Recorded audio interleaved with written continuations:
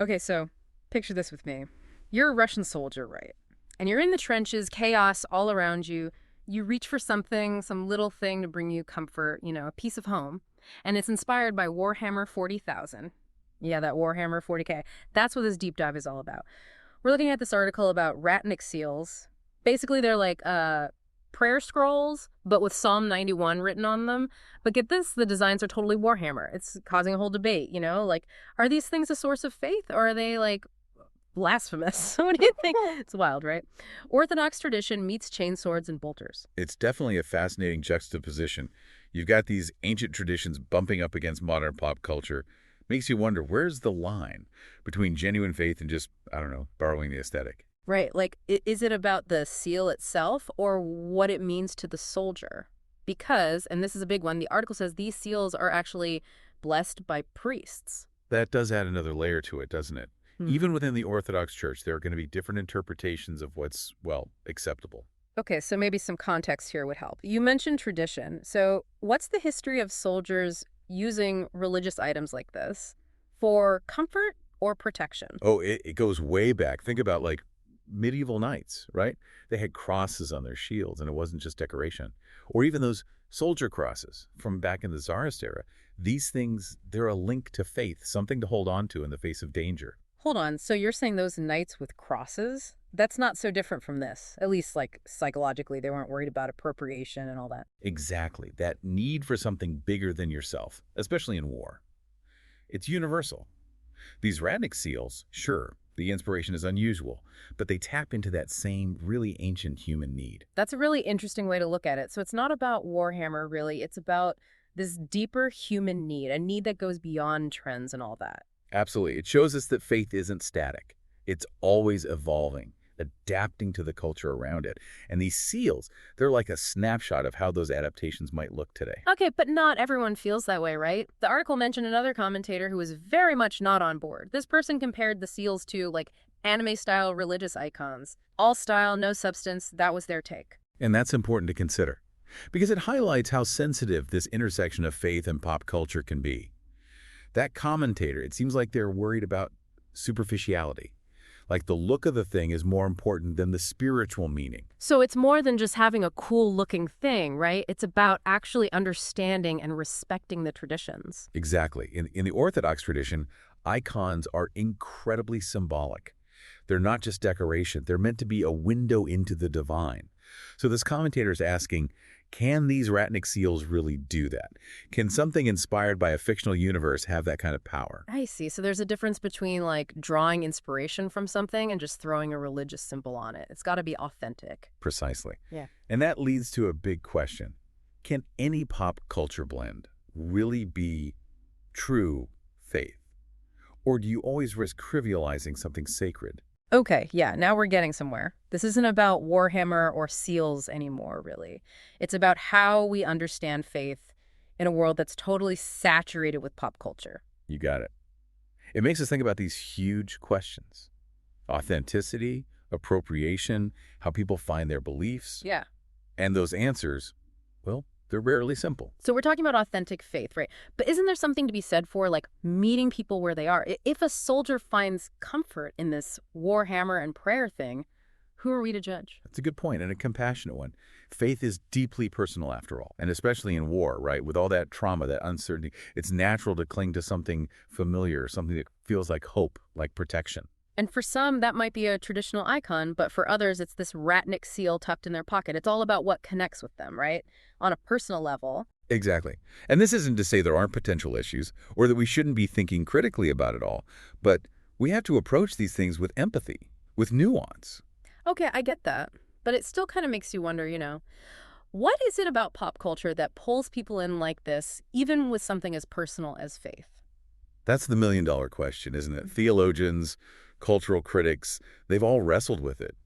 One thought is, in a world that's getting more secular, pop culture gives you a shared language, like a set of stories that people connect with, especially if they find the traditional stuff like inaccessible. So instead of the stained glass window with a saint, they've got Master Chief from Halo, representing that courage. Exactly. Or instead of poring over theology books, someone finds that spark in a sci-fi novel, finding meaning in the most unexpected places. Which is something the author of this article talks about, right? How Warhammer is all about making your own story. You build your armies, you find your meaning in it. Yes. And that connects to this idea that the Ratnik seals, even though they come from a fictional world, they become something deeply personal to that soldier. They're customized, infused with their own hopes, fears. So it's not just taking someone else's belief system wholesale, it's more like taking the pieces and making something new, something that reflects their own journey. You got it. And just like in any fandom, you've got different levels of engagement. So too, there's probably a whole spectrum of meaning behind these seals. For some, it's just comfort, a reminder of home and faith when everything's gone crazy. For others, it might go way deeper. You gotta admit, though, there's something kind of strange about the whole thing, right?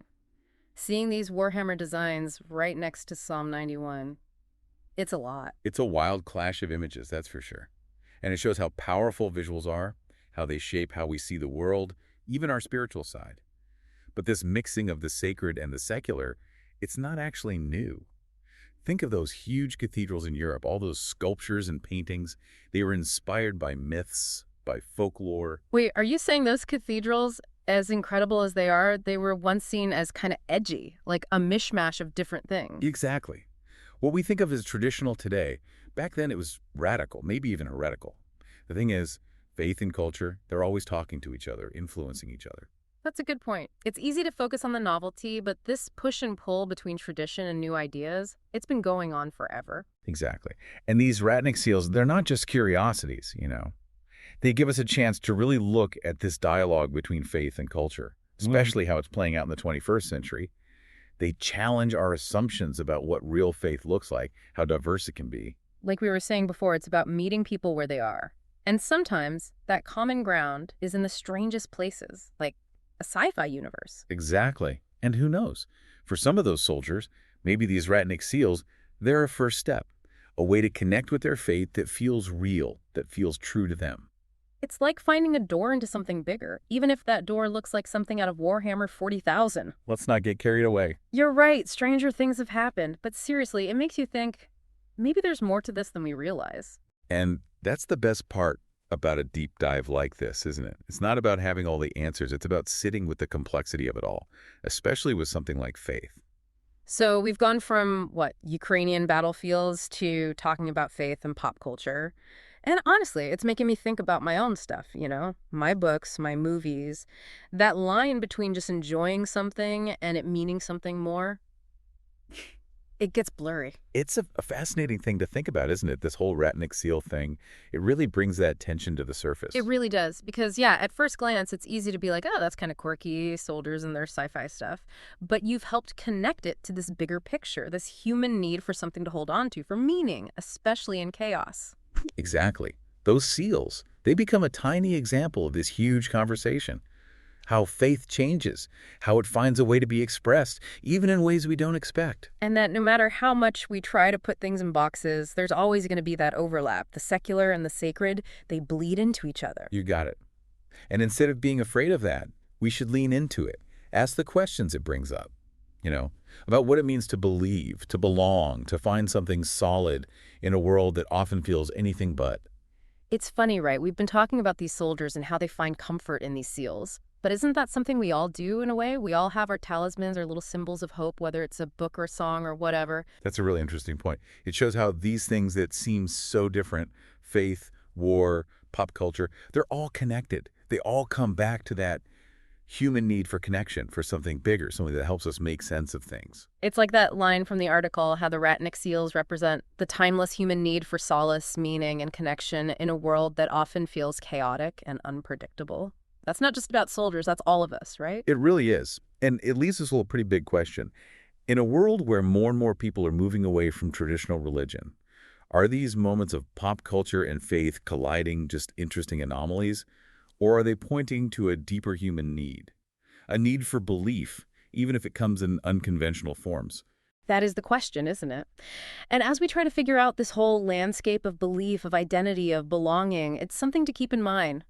Are we seeing old faith in new clothes, or is this something totally new being born? Maybe it's both. Just like culture, faith is always being reshaped, reinterpreted by the people who carry it. Lots to think about. And for everyone listening, what about you? What unexpected things have you found in your own life? Where do your beliefs and your passions, your interests, where do they intersect? It's these kinds of deep dives that remind us there's always more to discover. Until next time.